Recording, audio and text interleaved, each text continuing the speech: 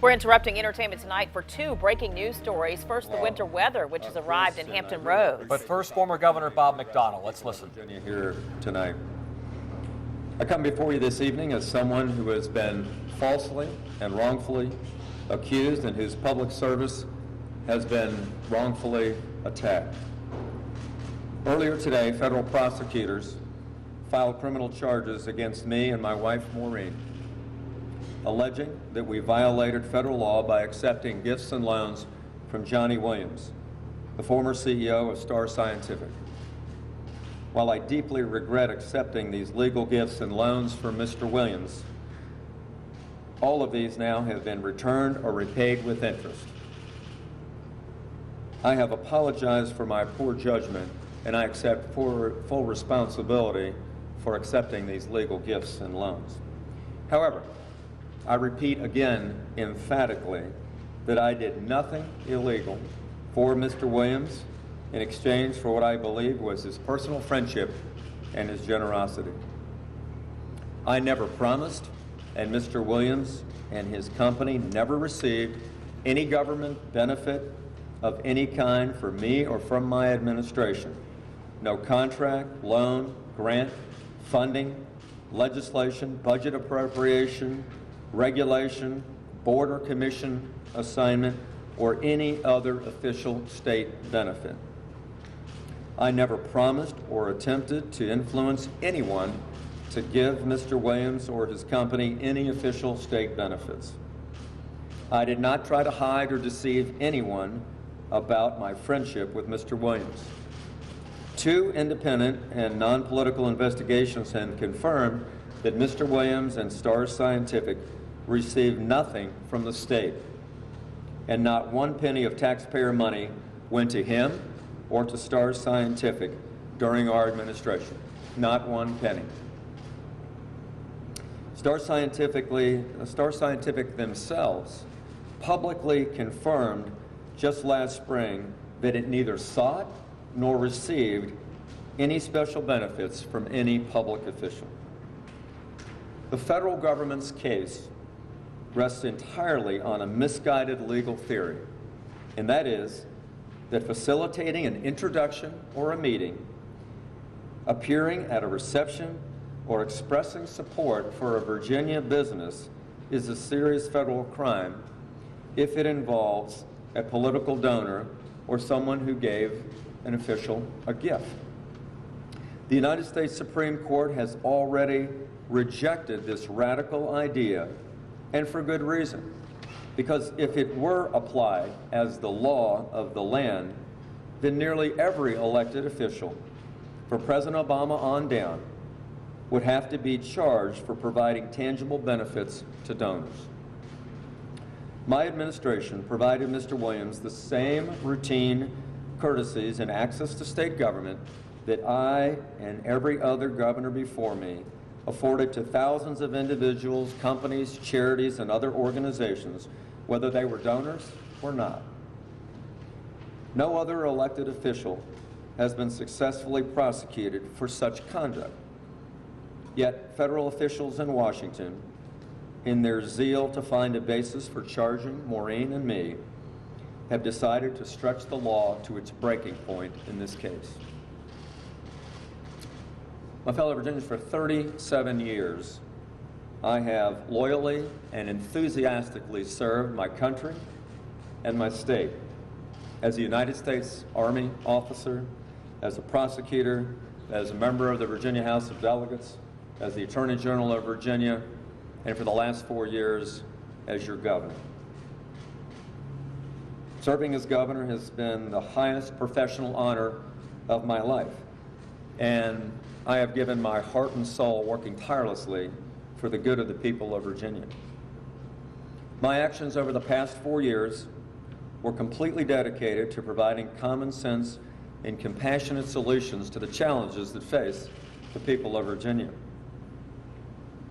My team and I worked successfully with Republicans and Democrats to support our citizens, and our work provided good results, from creating jobs and new economic opportunities with record budget surpluses, enacting major education reforms, fixing our state's transportation system and pension liability system, and taking care of prisoners and the mentally ill and foster care children and the homeless.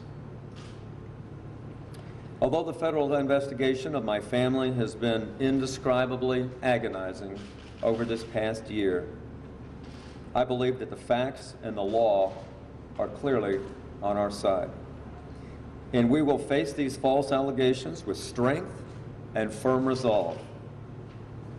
Because I have great faith in God, who has given me the immense privilege of serving in positions of public trust in Virginia now for over 22 years. And I also have tremendous family and devoted friends who have supported me during this ordeal. But I also have great faith in the American system of justice, where I served as a prosecutor for a number of years.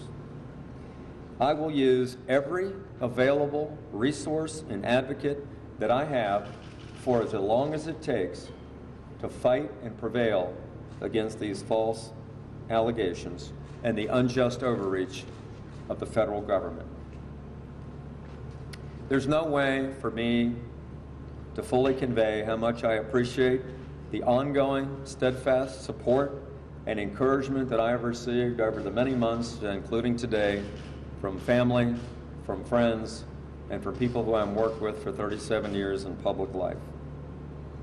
So I thank them tonight in giving me the support during the most difficult and unexpected ordeal of my life.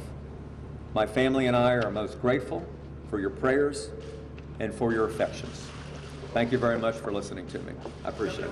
Thank you. There you go. Former Virginia Governor Bob McDonnell responding to this indictment here, pretty much saying he's going to use every available resource and advocate he has to fight these allegations, calling it unjust overreach of the government. That's right. Pretty much reiterating the statement he released earlier. And Andy Fox, who's in here now covering this story since the beginning. Andy, the big question here seems to be, can the Justice Department prove that Star Scientific actually got preferential treatment for the gifts that were given to the governor and his wife? You heard the governor laying the groundwork for what they are going to say in a court of law. That they are going to say, then you will have to do this to all elected officials in what they are doing. But the bottom line is this, is that when they're talking about the Hobbs Act, and as I go through this indictment, and I'll tell you, I haven't read every single word, but I've gone through most of the pages. I do not see any mention of the Hobbs Act. The Hobbs Act says that you don't need to actually get something. It is what is implied. It is with Johnny Williams giving all of these gifts. What did he expect to get from the governor? What he expected to get, and that's what the Hobbs Act is that nothing actually has to be done, because it is clear, according to Governor McDonnell, and we have interviewed him on several occasions, and he has reiterated that Johnny Williams never got anything. He was the CEO of a Virginia company, and it was the governor's responsibility to try to promote Virginia companies, as he does with a lot of companies. But what's different in this case, and what they will have to point out, is with all of these other businesses that he's promoting, did those people hand over this type of gift? I mean, hundreds of thousands of dollars, loans, weddings, catering. That's right, the catering, all that. Trips. And Virginia has no limits, right, on gifts that you can receive? Isn't it different than other states? It is personal gifts. Personal gifts they are, and that's what's going through in the General Assembly this session. They are trying to hone in and trying to rein in everyone. Now, I want to bring up this point real quick, and I brought it up in my report at 6 o'clock. Page 5. On December 21st, Maureen McDonnell sent an email to a top staffer with Bob McDonnell. And I think that this lays the groundwork for all that happened after this. And this was in 2009. Right.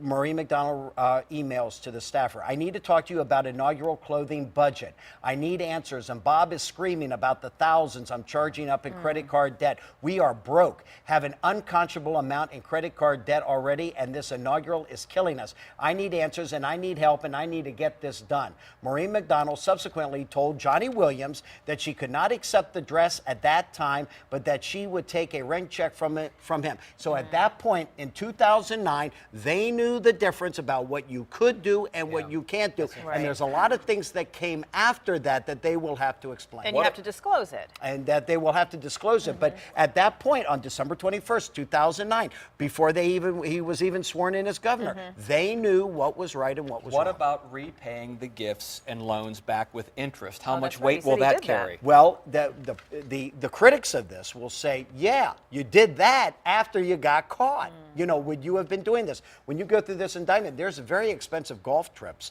where Johnny Williams paid for but didn't even show up to play.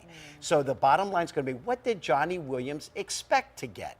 And the bottom line is that Bob McDonnell saying he got nothing. And we've heard this before, that there is nothing. And what he wanted was, you know, his product to be part of the state health care plan is what he ultimately wanted, but he never got anything of that. Bob McDonnell can go into a court of law and say he got nothing. I thought that he was my friend and that he was giving me these things. And That he's is a- sticking to that story, and that right? is I a- mean, that's- but that is a very generous friend to expect to give all of that.